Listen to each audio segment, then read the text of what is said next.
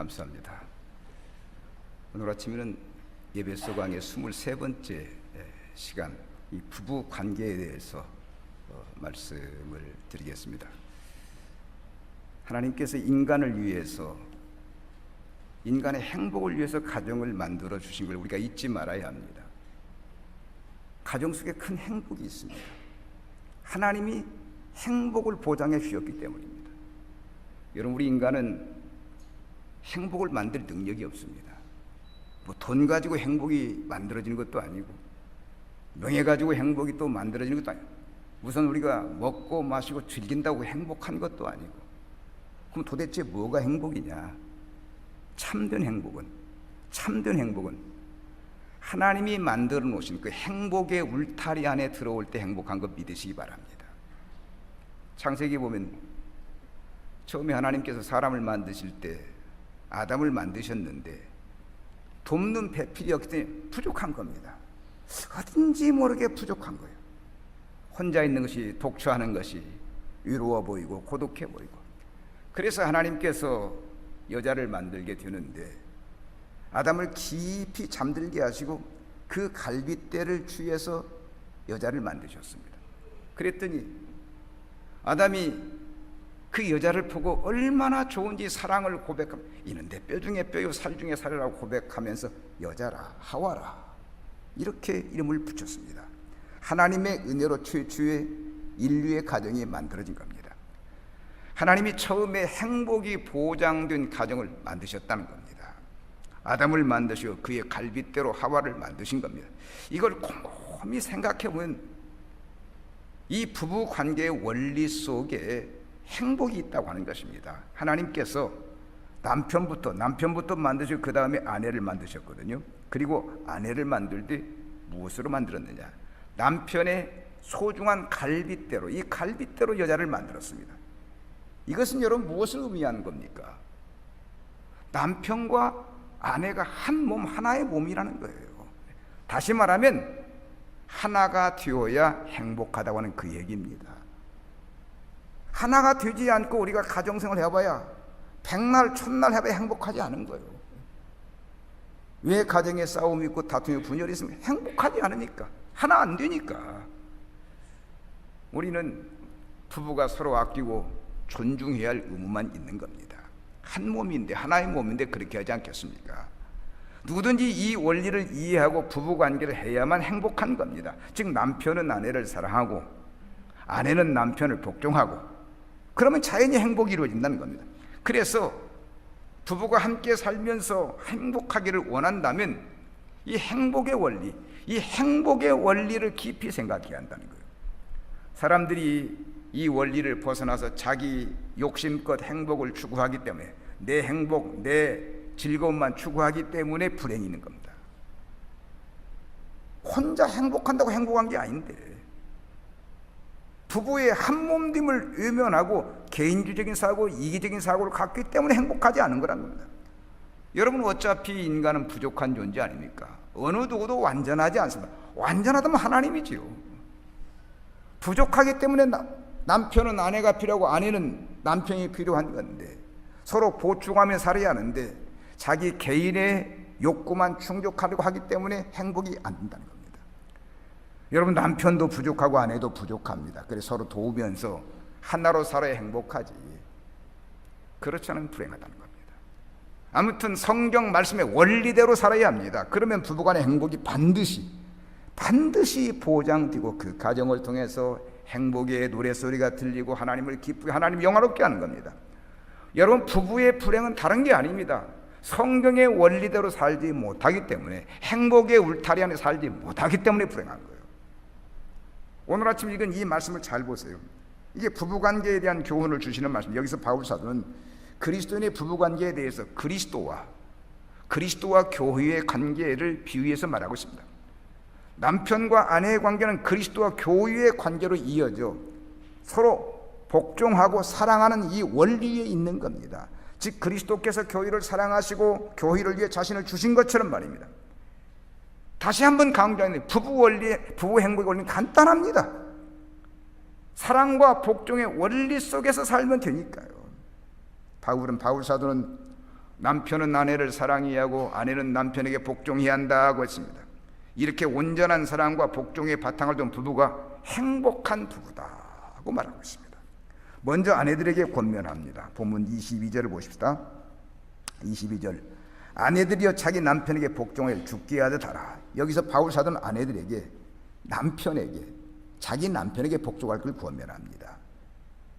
즉 그리스도의 몸된 교회가 머리 되시는 그리스도에게 복종하듯이 아내도 남편에게 복종해야 한다는 거예요.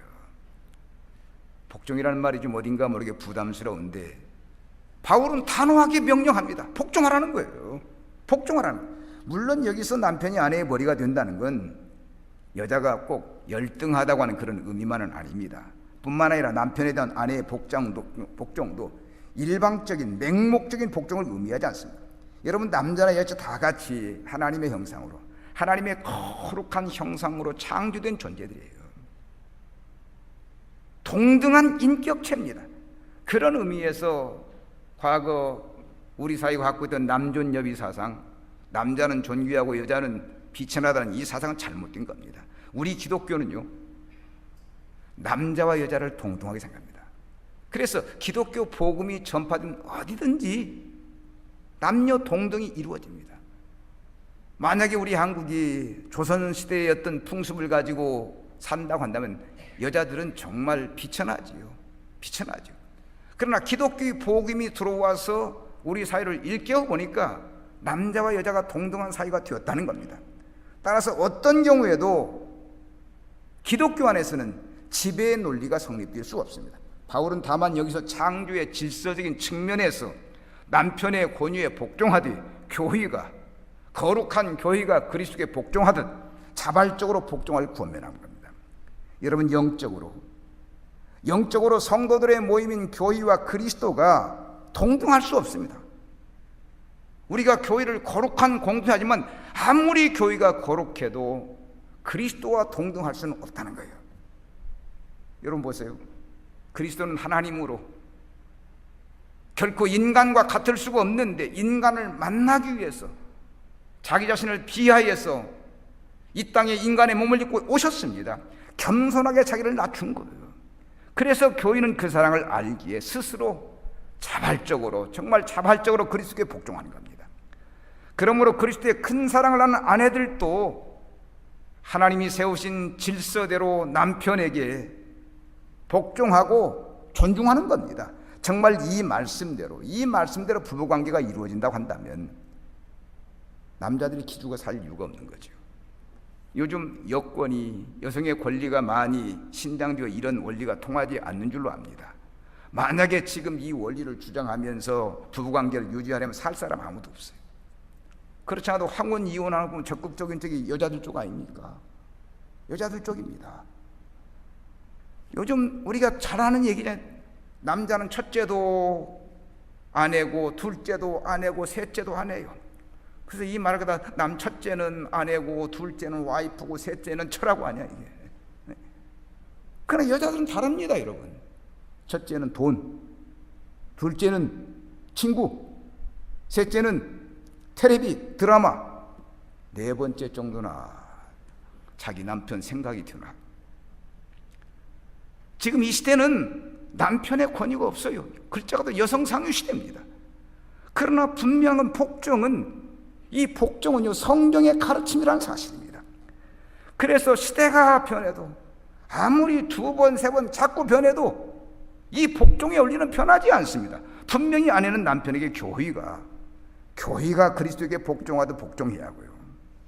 여기 이 복종이라는 말을 원어로 보니까 휘포타소메이라는 말인데 이게 뭐냐면 아래에 배치한다, 아래에 배친다는, 복종이라는 말이 아래에 밑에 배치한다는 겁니다.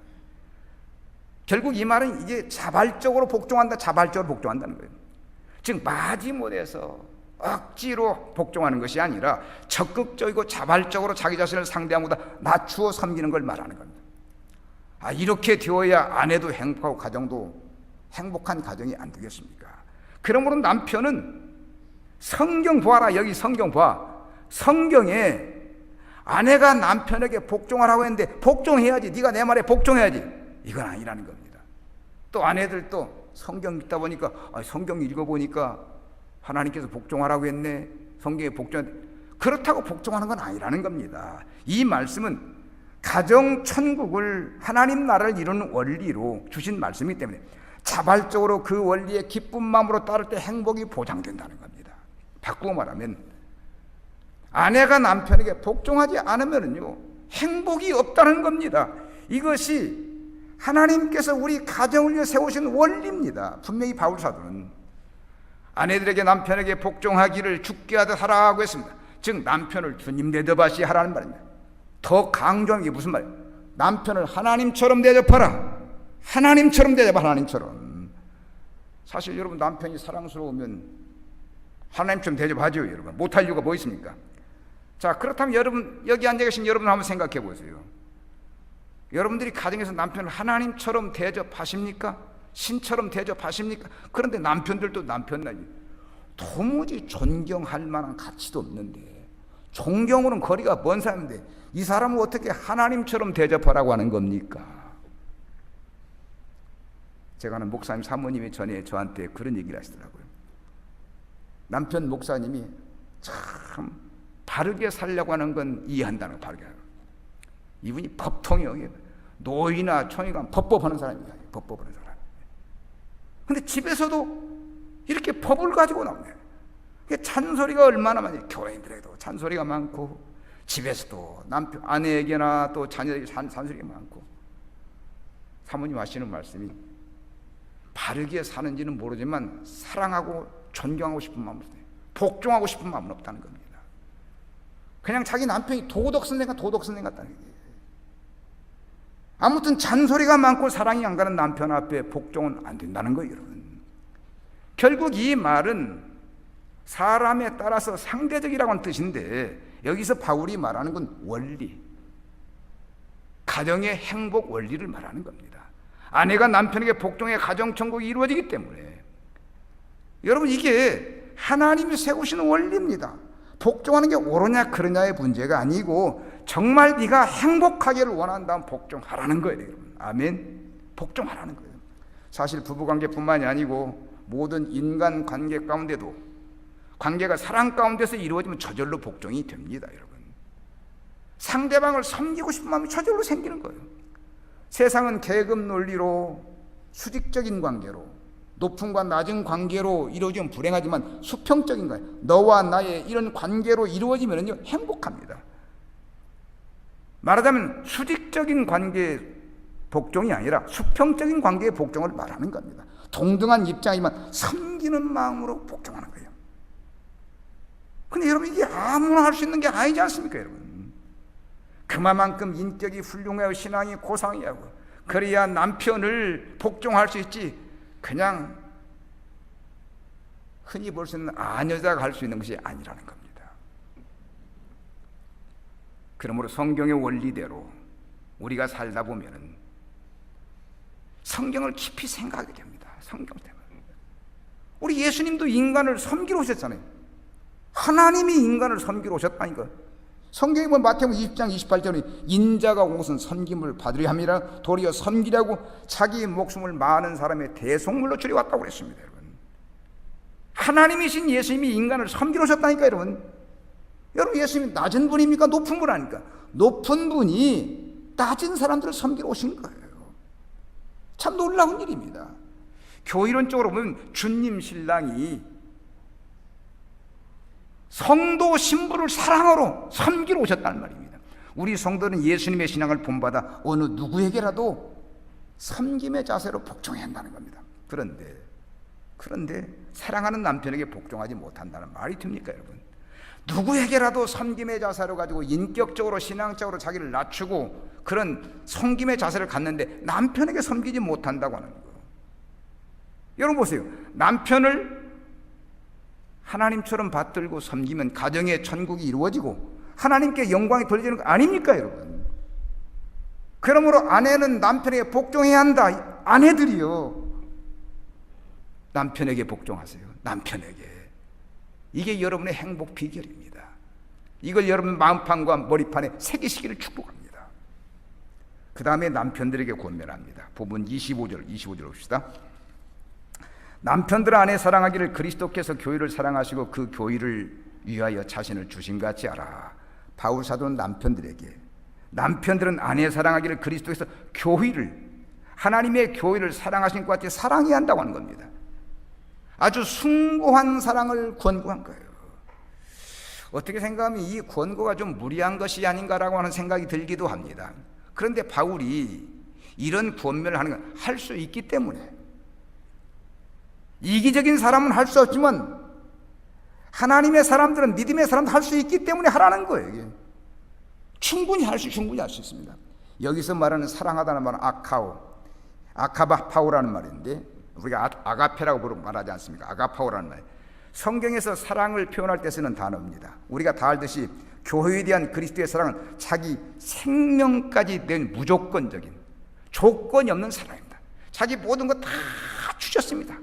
물 한 방울 피 한 방울 남겨 다 주셨습니다. 이런 희생적인, 이런 헌신적인 사랑이 어디 있습니까? 세상에 이렇게 큰 사랑이 있을 수 있겠습니까? 정말 아름답고 소중하고 고귀한 사랑이에요.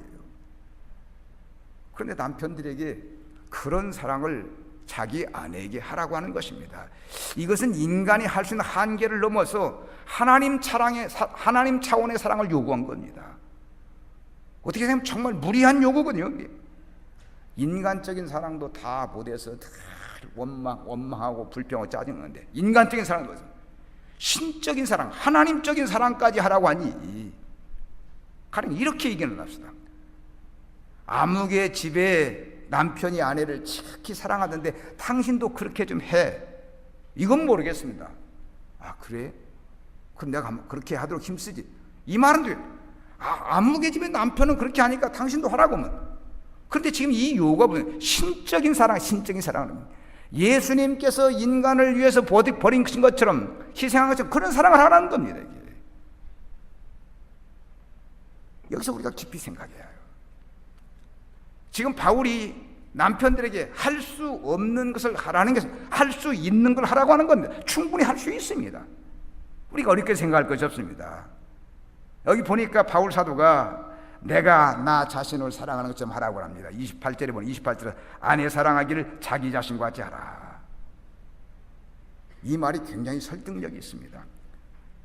즉 당신 아내니까 당신처럼만 사랑하면 그게 신적인 사랑이라는 거. 여러분 이해가 되십니까? 신적인 사랑을 하라고 하니까 굉장히 대단하게 생각하는데, 당신 몸뚱아리 생각하는 것처럼 생각해보라는 겁니다. 우리가 사실 이 몸뚱아리를 갖다 신주 딴 데 모실 때가 있대요. 옛날에 그 우리 어머니께서 우리 자녀들을 혼내면서 게으를 때, 그 몸뚱아리 좀 움직이면 그게 달라냐? 그 신주 딴이 모신다고 하는 얘기가 들리는데, 언젠가 한 자매가 저한테 남편을 흉을 봐요. 남편을 흉보는데 지독하게 자기 몸을 생각한다는 겁니다. 그래서 막 좋다는 건 다 사먹는다는 거야.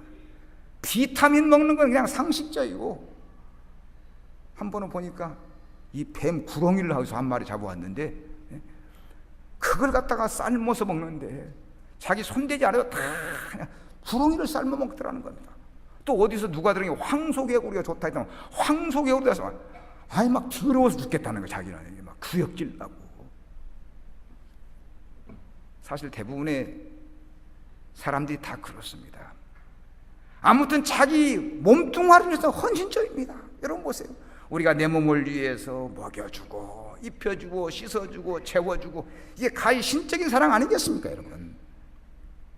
사실 이렇게 하지 않으면 병들어 살지 못하거든요. 그래서 누구든지 자기를 사랑하는 데는 헌신적이고, 자기를 사랑하는 데는 충성하고, 자기를 사랑하는 데는 아낌이 없습니다. 그래서 완전한 사랑하는데, 여러분 이것이 신적인 사랑이 아니고 뭐겠습니까? 바울 사도가 우리에게 신적인 사랑을 요구하는데, 신적인 사랑 그 어렵지 않다고 하는 것입니다. 내가 나를 사랑하는 것, 내가 아니고는 불가능한 겁니다. 사실 청년기를 지나 중년기에 들어가면 남자들 몸이 젊어서 안 갔거든요. 젊어서 안 갔습니다. 어딘지 모르게 찌뿌둥하고 어디 안 아픈 데 없고, 이제 이러다 보면 이거 내가 몸에 어떤 뭐가 있나 싶어가지고 막 자기 몸 관리를 하기 시작합니다. 이제 그때부터 보면 가히 신적인 사랑이 나오는 거예요. 자기 몸에 대해서. 그런데 바울 사도는 남편에게 아내 사랑하기를 자기 자신을 사랑한 것처럼 하라고 했습니다. 그러면 이런 신적인 사랑을 사랑하는 아내에게 할 수 있다고 하는 겁니다. 부부는 한 몸이기 때문에 여러분 생각만 바꾸는 생각만. 아내는 남이 아니고 바로 납니다. 아멘. 나요, 바로 나요, 나. 그런데 어떤 사람은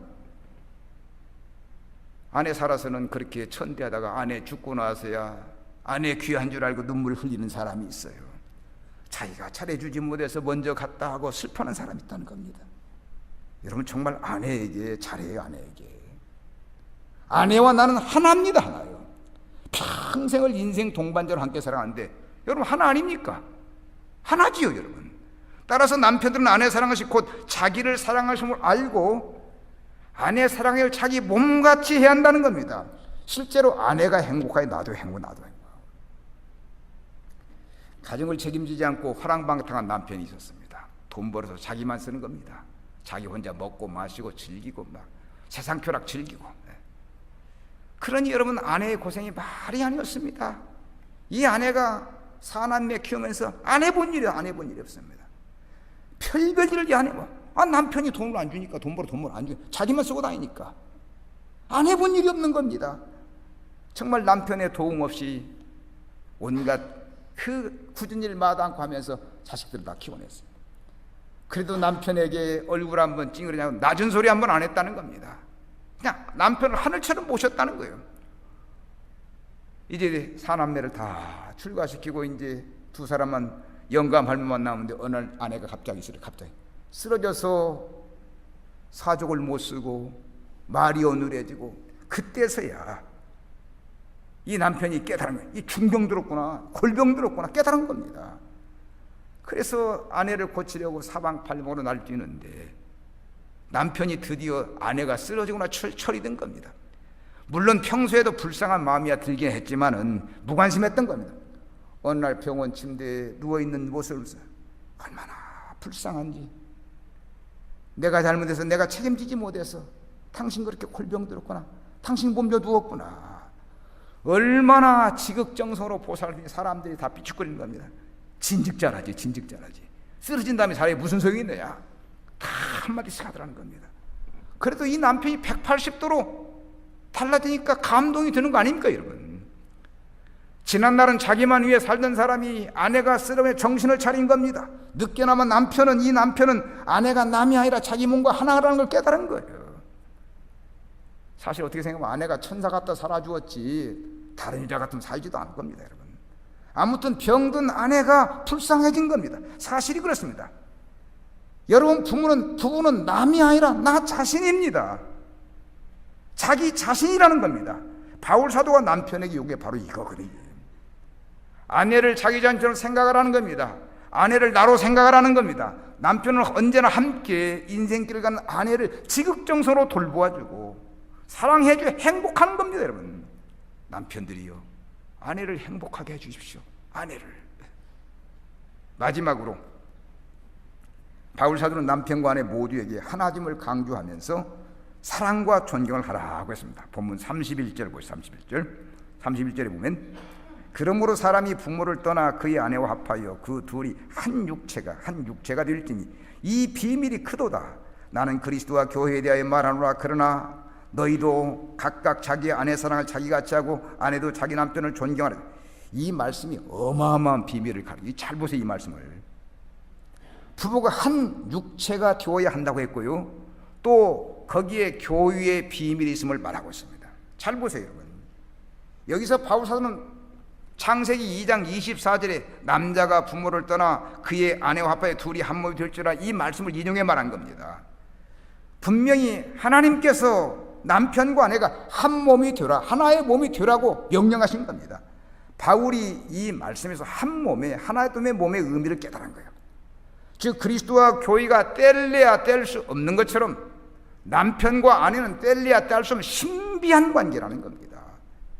그리고 부부가 자기의 본분에 충실해 서로 존경하고 사랑하는 걸 권면했습니다.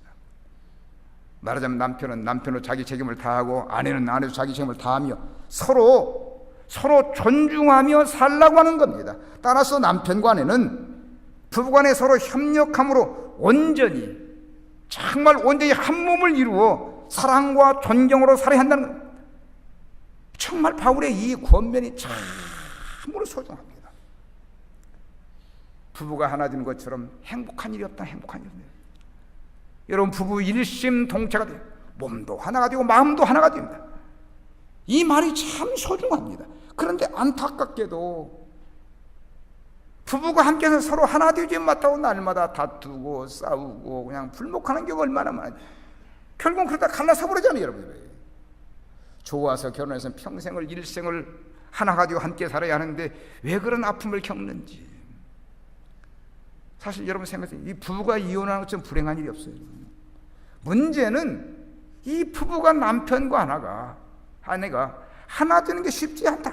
마음으로 하나 되고 싶다. 마음으로. 근데 하나가 안 된다는 겁니다. 근데 갈수록 시대가 이상해지는지 더 하나가 안 되는 것 같아요, 여러분. 요즘 이혼율이 굉장히 높지 않습니까? 근데 사회 환경 자체가 그것을 조성하고 있다는 겁니다. 그래서 저는 한번 생각해 보았습니다. 여러분들도 동의하시는지 모르겠습니다. 이 땅에서 부부 생활 잘하는 사람은 하나님이 상급 주시한다고. 아멘. 성경에는 없는 얘기, 제 얘기지 이게. 정말 부부가 인구부부가 부부처럼 그냥 금슬용 하나님이 상급 주시한다니까요.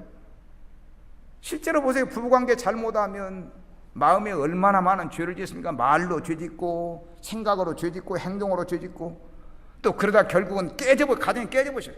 이거 사회적인 문제입니다. 그 속에서 나오는 그 자녀들은 또 어떻게 합니까? 자녀들이 평생 상처 입고 가는 거 아니겠습니까? 그래서 제 얘기는 부부 생활 잘하는 분들 상주한다니까.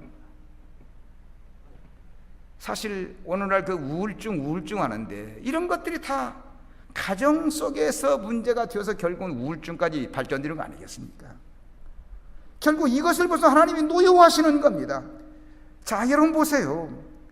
가정 공동체가 평안해야 정말 보기도 좋고 생각하기도 아름답고 그로 인해서 사회에도 유익이 있는 겁니다. 또 우리 성도들은 한편 부부관계가 좋아야 기도 생활도 잘 되는 거고 교회 생활도 잘 되는 겁니다. 그래서 가정이 행복 두루두루 다 좋고 너 좋고 자녀들 좋고 또 그것을 보는 사람들 교회 좋고 두루두루 좋은 거예요. 요즘 저녁이 있는 삶을 말합니다. 참 지금까지 우리 한국인들이 저녁도 없는 삶을 살았는데 또 요즘 또 워너벨이라고 해가지고 워크 앤 라이프 밸런스라고 해가지고 일과 삶이 이 균형을 이루한다. 이게 다 여러분 보세요. 가정 행복에 대한 관심이다. 가정 행복에 대한 관심이 나오는 거예요. 중요한 건 돈이 아니라 가정 행복이라는 거예요. 아무튼 무엇보다 부부가 하나 되는 게 참 중요합니다. 그런데 어떤 부분은 하나 되는 것이 불가능한 두 사람이 연합한 것을 의미할 수 있습니다. 화목한 부부가 하나 되는 건 쉽거든요. 화목한 부부에게 하나 되면 그거 누워 떡 먹고 싶다는 거예요. 누워 떡 먹고 싶다는 겁니다. 그러나 불목하는 부부에게 정말 전혀 불가능한 이 부부에게 하나 되라고 하는 건 참으로 어려운 얘기. 왜 어렵습니까? 이건 자기를 버려야만 가능하기 때문에 부부가 자기 욕심과 감정을 버리지 않으면 결과적으로 하나 되지 못합니다. 남편들이 막 고지식해 가지고 막 비판하고 잔소리하고 여러분 비판하고 잔소리한다고 사람 되는 거 아니에요. 저는 종종 그렇게 생각합니다. 남편 버릇 가르친다, 아내 버릇 가르친다. 나이가 몇 살인데 살아온 세월이 없는데 그 버릇을 가르칩니까? 다 받아들여요. 생각을 잘하면 가능합니다. 하나님이 이 사람을 나에게 귀한 선물로 주셨다라고 생각하면 되는 겁니다. 우리 성도들은 하나님을 기쁘게 하기를 원하는 자들인데 부부가 화목하고 하나 되면 하나님이 기뻐하시는 겁니다. 자꾸 우리 부부가 잘 되어야 하나님이 기뻐하신다. 하나님 우리 부부가 하나 되기를 원하신다. 하나님의 영광을 위해서 목숨 바치는 사람도 있는데 부부가 하나 되어서 하나님을 기쁘게 하는 그 일도 못합니까? 목숨 바쳐 충성하고 하나님께 영광 주셨는데 부부가 하나 되는 것도 못하냐는 말입니다. 하나님이 그 부부에서 얼마나 안타까워하시겠습니까? 혹시 이 자리에 부부관계가 원만치 못해서 아픔 있는 사람이 있습니까? 하나님께 맡기고 기도하세요. 불신자들도 하나님 몰라도 행복의 원리를 몰라도 둘이 잘 사는 사람 많습니다, 여러분. 서로 다독거려 가면서, 긁어줘 가면서. 그런데 문제는 이 화목하지 못한 부부들을 보면 다 문제가 상대방에게, 남편은 아내에게 문제고 아내는 남편에게 문제가 있고, 뭐 그럴 수도 있겠죠. 상대방이 자기 위치 감당을 제대로 못하기 때문에 언행이 거칠고 자신을 이해하지 못한다고 생각할 겁니다. 물론 그럴 수 있습니다. 사람이 상식에서 벗어난 사람이 많잖아요, 여러분. 별 사람이 다 있다 보니까 그 얘기도 이해는 됩니다, 여러분. 하지만 그게 별게 아니라 오히려 따지면 문제는 나에게있습니다. 좀 부족해도 모자라도 내가 좀 더 이해하고 내가 좀 더 다독거려 내가 좀 사랑하면 되는 거 아니겠습니까, 여러분? 그러면 하나 될 수 있으니까요. 우리 그리스도는 부부간에 하나가 되고 서로 존경하며 아끼고 살아갈 수 있도록 만들어야 하는 겁니다. 이거 하나님의 명령이라. 하나님 명령이죠. 하나님 명령이죠, 여러분. 정말 부부는 꼭 하나가 되어야 합니다. 여러분, 인생은 한 번만 살게 됩니다. 좋은 일만 있어도 아쉬운 삶인데 부부가 함께 살면서 서로 싸우고 다투고 분열하고 분쟁하는 행복이 없으니까 빨리 잘못을 자신에게 알고 내 힘으로 안 되면 성령님의 도움을 기도하면서 도움을 가지고 자꾸 하나대로 힘써야죠. 분명히 말씀드리지만 상대방 탓하면 죽었다 깨어나도 하나 안 됩니다, 여러분. 결국 나만 불행하게 되더라는 겁니다. 그래서 꼭 하나가 되어야 합니다. 여러분, 부부관계는 하나가 되면 설사 돈이 없어도 행복하고 지위가 좀 부족해도 행복하고 인격이 부족해도 행복하고 인물이 못났어도 행복합니다. 부부는 남이 아니고 나 자신이라고 생각하고 하나가 되어야 한다는 겁니다. 그러므로 자기 자신을 사랑해서 상대방을 아끼고 사랑하고 자기 자신을 신뢰하듯이 상대방을 신뢰한다는 겁니다. 사랑하는 여러분, 오늘 아침 바울 사도는 그리스도인의 부부관계에 대해서 그리스도와 교회의 관계를 비유해 말씀하였습니다. 아내는 남편에게 복종하고 남편은 아내에게 사랑해야 한다는, 아내를 사랑해, 서로 온전한 사랑과 온전한 복종 위에서만 행복이 보장된다는 것입니다. 자, 하나님께서 오늘 아침 우리를 행복의 울타리를 쳐 이 안에 두르라고 합니다. 돈이 있다고 행복한 게 아닙니다. 인격이 훌륭하다 행복한 게 아닙니다.